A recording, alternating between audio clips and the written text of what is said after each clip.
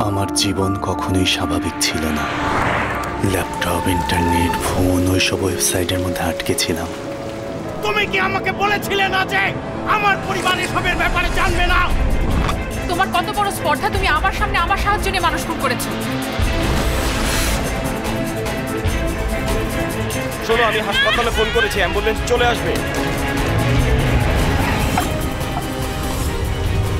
তুমি নাদের সিরাজের computer hack করেছো।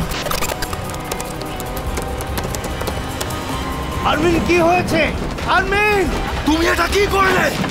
ওকে ধরো, ধরো ওকে।